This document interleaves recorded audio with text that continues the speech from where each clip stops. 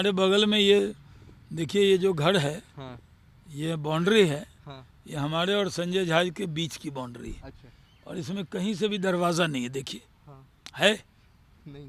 नहीं है ना। अकेले बीजेपी का घर ये है एक। हम्म।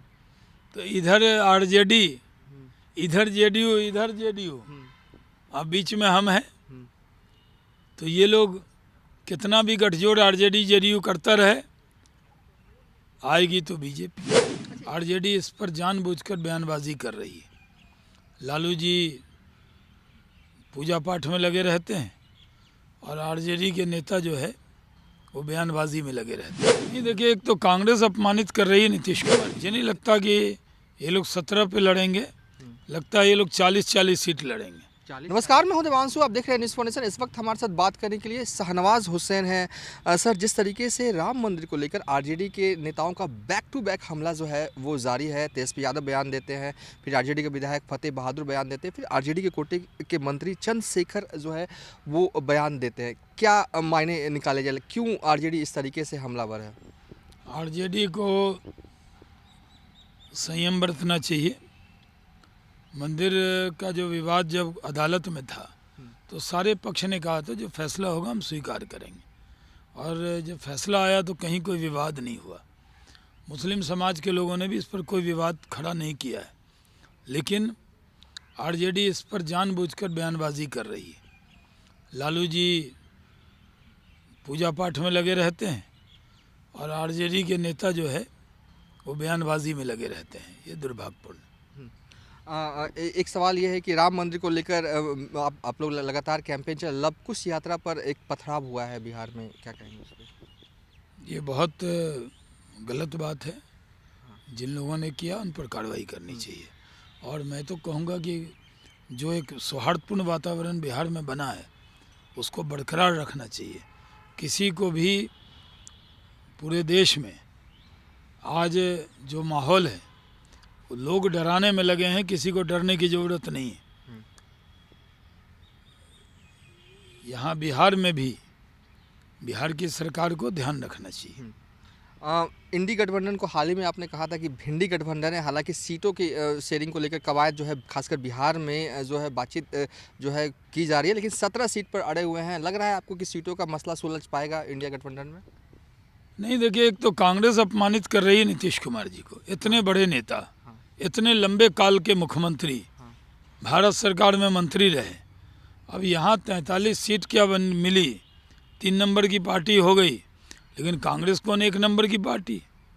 कांग्रेस तो जेडीयू के नीचे बिहार में भी है और नीतीश कुमार जी ने सबको इकट्ठा किया। लेकिन कांग्रेस इनको 25-26 नेताओं में घुसा देती है लाइन में, इनका कोई महत्व ही नहीं दे रही। तो जेडीयू के नेता भी अब कांग्रेस को महत्व नहीं दे रहे हैं। वो केसी त्यागी जी का बयान आया कि अब आप आरजेडी सीट एडजस्ट करें कांग्रेस से, वो 17 पे ही तो लड़ ही रहे। मुझे नहीं लगता कि ये लोग 17 पे लड़ेंगे, लगता है ये लोग 40-40 सीट लड़ेंगे। 40-40 सीट लगे, मतलब अलग अलग लड़ेंगे? हाँ, तो माहौल तो ऐसे ही लग रहा है। हाँ। इनको भी अपने कार्यकर्ता को एडजस्ट करना है, कांग्रेस को भी पार्टी बढ़ाना है, क्योंकि जितने विपक्षी दल के लोग हैं उनको मालूम हो गया है बनना है तो मोदी को, आएंगे तो मोदी, जीतेंगे तो मोदी। तो ये मिस्टर खामखा क्या करेंगे ये लोग? तो चलिए, कुछ पार्टी का विस्तार हो जाएगा। ये कहेंगे चुनाव के बाद हमारा वोट परसेंटेज बढ़ गया, तो वोट परसेंटेज सीट तो नहीं मिल रही, कम से कम वोट परसेंटेज बढ़ाने के लिए अलग अलग लड़ेंगे ये लोग। तो 40-40 लड़ेंगे। आपको लगता है कि अगर आप कह रहे हैं कि 40-40 सीट लड़ेगा, अगर इंडिया गठबंधन में सब कुछ सीट का मसला जो है वो सॉल्व हो जाता है, तो एनडीए में कितनी सीटें आएंगी बिहार में? आप क्या रीड कर पा रहे हैं? नहीं, वो अलग अलग लड़ें, हाँ। तब भी मोदी जी जीतेंगे। हाँ। वो इकट्ठे होकर लड़ें तब भी मोदी जी जीतेंगे। बिहार में 40 की 40 लोकसभा बीजेपी को आने वाली है, और वो इकट्ठे हो जाएं तब भी रहेंगे 0, अलग अलग लड़ें तब भी रहेंगे 0। एक आखिरी सवाल है कि इन दिनों जनवरी का महीना है और लगातार सियासी गलियारों में खासकर पटना से लेकर दिल्ली तक एक हलचल है। एक कहा जा रहा है ऑफ द बीट लोग आपस में बातचीत कर रहे हैं, क्या नीतीश कुमार बीजेपी में आ रहे हैं? आपको क्या पता है, आप तक क्या सूचनाएं पहुंच रही है, क्योंकि आप करीबी नेताओं में से एक हैं आला कमान की? नहीं, कोई ऐसा नहीं। हमारे बगल में ये देखिए ये जो घर है, हाँ ये बाउंड्री है, हाँ ये हमारे और संजय झा के बीच की बाउंड्री है अच्छा और इसमें कहीं से भी दरवाज़ा नहीं है। देखिए हाँ है, नहीं नहीं है ना। और बाद में अब जब दरवाज़ा ही नहीं है तो इधर से उधर कैसे जाएंगे आएंगे, हाँ इसी से देख लीजिए। हाँ ये बीजेपी वाले का घर है, वो जेडीयू वाले का घर है, तो एक दूसरे से मिलना जुलना देखना सुनना हो सकता है, लेकिन अब कोई दरवाज़ा है ही नहीं तो खुलेगा कैसे। आपके उस साइड भी जेडीयू वाले का घर है? हाँ दोनों तरफ है, घिरे हुए लेकिन हैं। सामने चिड़ियाघर है और मेरे बगल में तेज प्रताप जी रहते थे, हाँ सुरेंद्र यादव जी का घर है, हम्म, लेकिन अकेले बीजेपी का घर ये है एक। हम्म, तो इधर आरजेडी, हम्म, इधर जेडीयू, इधर जेडीयू, हम्म, अब बीच में हम हैं। हम्म, तो ये लोग कितना भी गठजोड़ आरजेडी जेडीयू करता रहे, आएगी तो बीजेपी।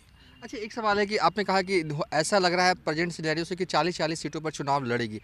अगर नीतीश कुमार नॉक करते हैं बीजेपी का दरवाजा तो एकदम आप लोगों ने क्लोज कर रखा है? दरवाज़ा ही नहीं है, हाँ दरवाज़ा बंद या खुला नहीं है पूरा, देखिए ना, हाँ कहीं दरवाज़ा है?